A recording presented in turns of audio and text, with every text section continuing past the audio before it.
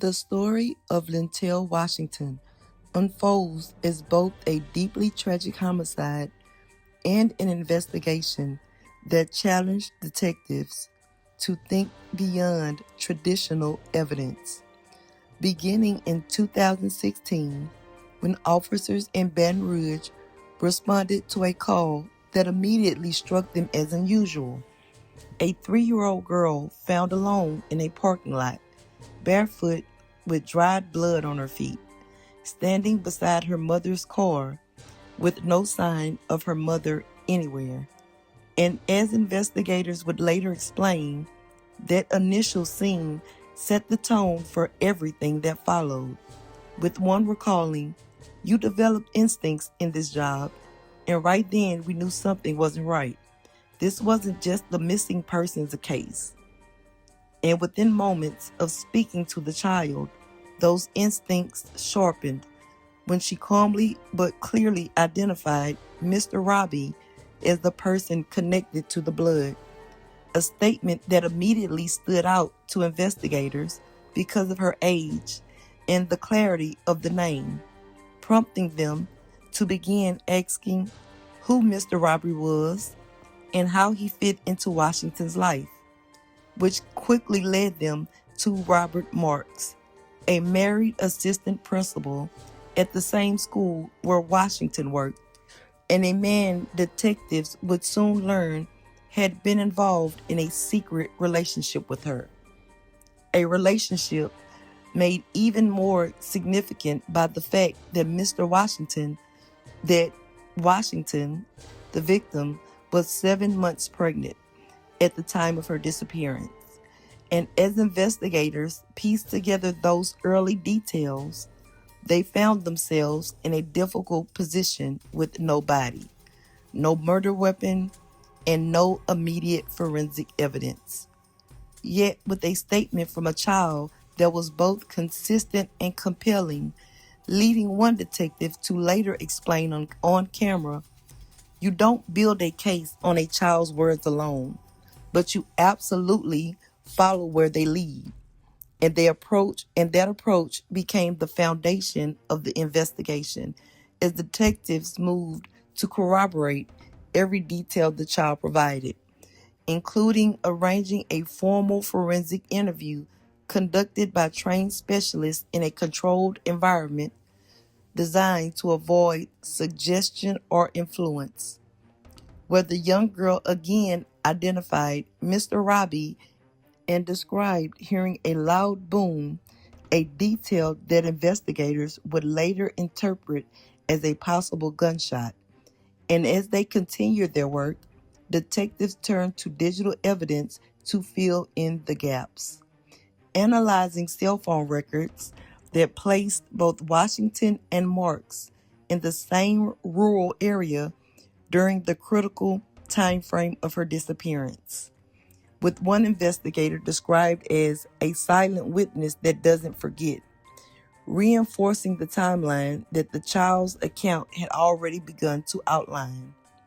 And about a week into the investigation, authorities made a grim discovery when Washington's body was found in a ditch near a sugarcane field outside Baton Rouge, a moment investigators described as both devastating and clarifying, because the autopsy revealed she had been shot in the head, confirming the significance of the boom the child had described, and giving detectives the first piece of physical evidence that aligned directly with her account. With the district attorney later stating, "When we found her and saw how she died, it matched what the child told us," underscoring how her statements had guided the investigation even before the physical evidence emerged.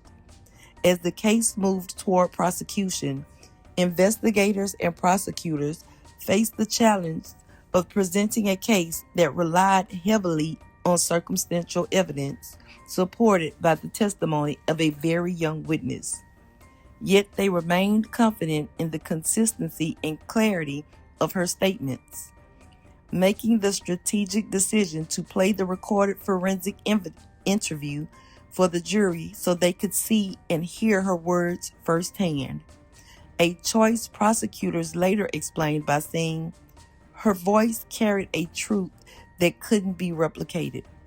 And during the trial, while the defense questioned the reliability of a toddler's memory and emphasized the absence of traditional forensic proof, such as a recovered weapon, investigators pointed to the convergence of evidence: the child's repeated identification of marks, the corroborating cell phone data, and inconsistencies in his account, as forming a cohesive narrative, with one detective summarizing it on camera as pieces that on their own might not seem enough, but together told one clear story.